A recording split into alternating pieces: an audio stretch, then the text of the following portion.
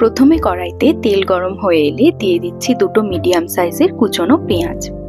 খুব বেশি পেঁয়াজটা ভাজবো না, ফ্লেম মিডিয়াম রেখে অল্প নাড়াচাড়া করবার পর দিয়ে দিলাম একটা মিডিয়াম সাইজের টমেটো কুচি আর 4-5টা গোটা কাঁচা লঙ্কা। 1-2 মিনিট কুক করে নেবার পর রং ধরতে শুরু করলে মিক্সিং জারে তুলে একটা ফাইন পেস্ট তৈরি করে নিলাম। এবার কড়ায় বাকি যে তেলটা থাকবে সেটাই দিয়ে দিচ্ছি কয়েকটা গোটা গরম মশলা। অল্প নেড়ে নিয়ে দিয়ে দিচ্ছি 400 গ্রাম মতো চিকেন। আমি মিডিয়াম সাইজের চিকেনের পিস নিয়েছি, তোমরা তোমাদের পছন্দের যে কোনো রকম পিস নিতে পারো।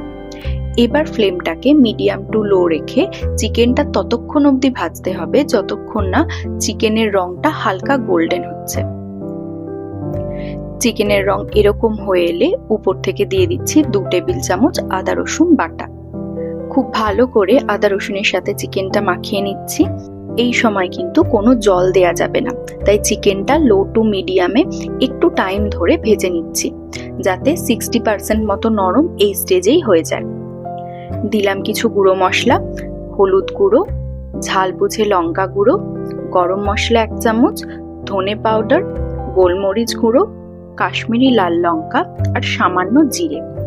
সাথে অ্যাড করলাম স্বাদ বুঝে নুন। সবকিছুকে খুব ভালো করে মাংসের সাথে মিশিয়ে নিচ্ছি। এবার উপর থেকে দিয়ে দিচ্ছি 4 চামচ মতো টক দই। টক দইয়ের সাথে চিকেনটা ভালোভাবে মিশিয়ে নিয়ে ঢাকা দিয়ে লো ফ্লেমে রেখে দিলাম 5 থেকে 6 মিনিট মতো। দেখো, দই থেকে সামান্য কিন্তু জল বেরিয়েছে। ঠিক এই সময় দিয়ে দিচ্ছি আগে বানিয়ে রাখা পেঁয়াজ টমেটোর পেস্টটা। এটা গ্রেভির থিকনেসটা আরো বাড়িয়ে দেবে আর টেস্টটাও কিন্তু পুরো রেস্টুরেন্টের মতো আসবে। স্বাদটা ব্যালেন্সের জন্য দিলাম অল্প সামান্য চিনি। ঢাকা দিয়ে আরো 5 থেকে 7 মিনিট মিডিয়াম ফ্লেমে ছেড়ে দিলাম।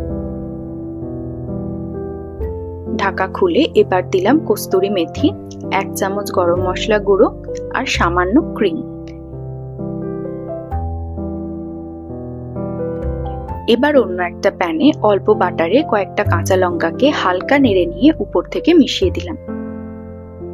ফ্লেভারটা পুরো চিকেনের সাথে মিশে গেলে 10 মিনিট পর একদম তৈরি, স্বাদে গন্ধে ভরপুর আমাদের চিকেন মুমতাজ। অবশ্যই তোমরা একবার ট্রাই করো আর আমাকে জানাতে ভুলো না তোমাদের কেমন লাগলো। ভালো থেকো, সুস্থ থেকো। আবারও আসবো নতুন ভিডিও নিয়ে খুব তাড়াতাড়ি।